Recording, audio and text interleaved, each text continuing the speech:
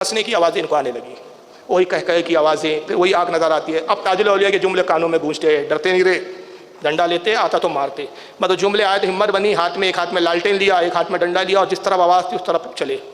जैसी पहुँचे और अंधेरे में अंदाजन में जोर से डंडा मारा, एक चीख की आवाज़ आई, ऐसा लगा कि कोई ज़मीन पर गिरा और तड़प रहा है। फिर वो आंखों की रोशनी की तरफ गए, वहाँ भी इन्होंने अंदाज में 2-4 डंडे चलाए, देखा तो वो भी गिरा और खून बहता हुआ इनको महसूस हुआ, और इनके पैरों में थोड़ा सा वो खून की नमी महसूस हुई। फिर वो आवाज़ें बंद हो गई, वो आंखें दिखना बंद हो गई। बहरहाल आए बिस्तर पे इत्मीनान से सो गए। जब सुबह उठे और जब दरवाजे के पास पहुंचे तो देखा तो एक लकड़भग्गा था जो मरा पड़ा हुआ था, 2 सांप थे। तो इनके समझ में ये आया कि जो 2 आंखें थी ये सांपों की थी जो अंधेरे में चमकती थी, और ये लकड़भग्गा था जो असल में इंसानों की तरह रोती हुई आवाज़ निकालता था, हंसती हुई आवाज़ें निकालता था।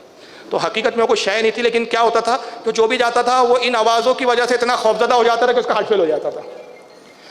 बहरहाल ये समझ गए कि भाई ताजुल औलिया की हिम्मत दिलाने पर और आपकी मदद से ये मेरा हाल हुआ। फिर आप ताजुल औलिया की बारगाह में पहुँचे कि हज़रत का मैं शुक्रिया अदा करूँ। गए, सरकार से मुलाकात की, दस्तबोसी की, कहा हुजूर जो चीज़ परेशान कर रही थी कल रात आपकी दुआओं से, आपके फजल से मैंने उस पर काबू पाया और उस पर फतेह आपकी। फरमाया अच्छे रहते जी, दाल चावल खाते अच्छे रहते।